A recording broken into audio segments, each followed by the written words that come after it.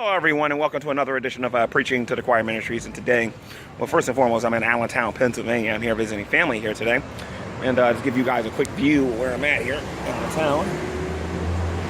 I was going to try to go to a different part of town where they had like the boulders and the rivers and everything, but I'm not going to be able to get there today.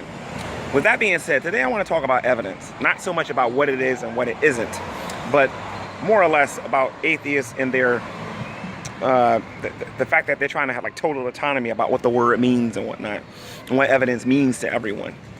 They'll claim to the blue in the face that no one's ever provided any evidence for them for the existence of God. And the ones that are intelligent and actually know how to debate will actually say something along the lines of, no one's ever shown me any evidence that would convince me that a God exists. You see, when it's time to convince someone of something, a person can just blatantly lie to you and tell you that they're not convinced that a God exists, even though everything that they're doing and everything that they're talking about says the otherwise. Like, for example, God cannot be immoral if he doesn't exist.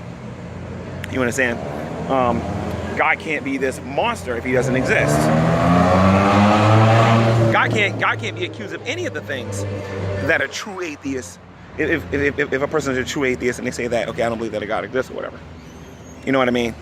So when we provide this evidence, the cosmological argument, answered prayer, intelligent design, and ID, and all those other things, they will do everything in their power to try to knock down your evidence, say it's not evidence, even to the point of straight up lying with the intent on deceiving you to show that they don't believe that that there's any evidence for the existence of God.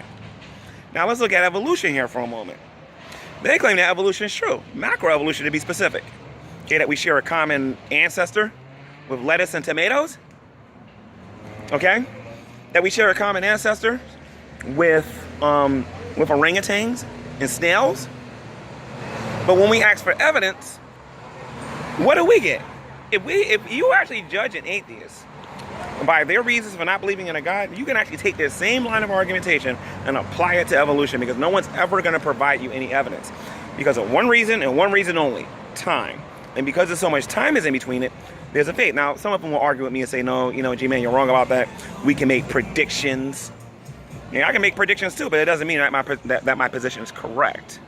So you can't have it both ways. If you're going to sit there and tell me that you want something tangible that you can hold in your hands to prove that the God of the Bible exists, then I can do the same thing when it comes to evolution.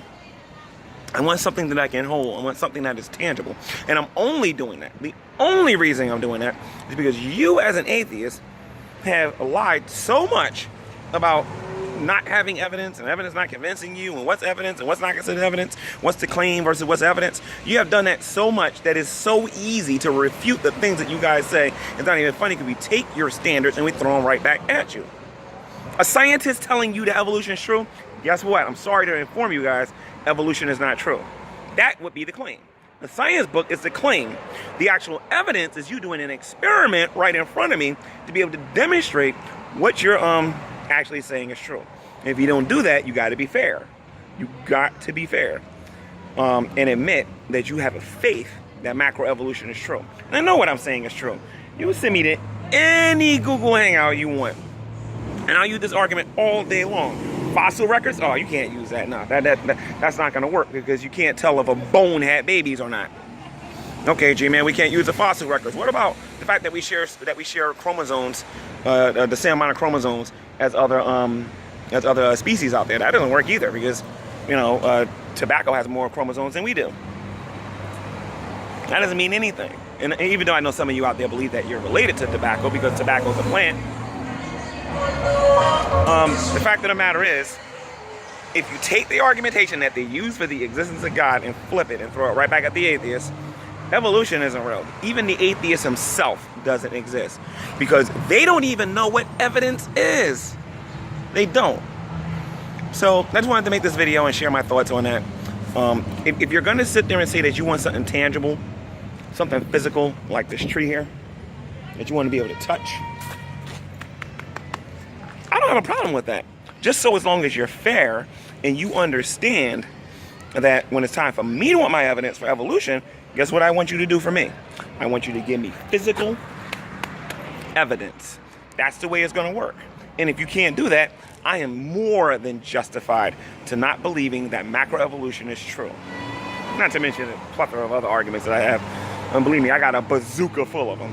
You know what I mean? So, just wanted to make this video, guys, and see what you guys think about this.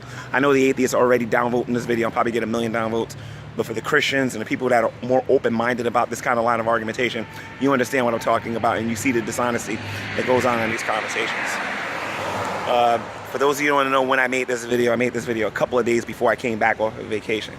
All right? I believe on the 13th or the 14th, if I'm not mistaken. All right? Till next time, guys, this has been another edition of Preaching to the Choir Ministries, telling you how to read your Bible and do what it says. God bless.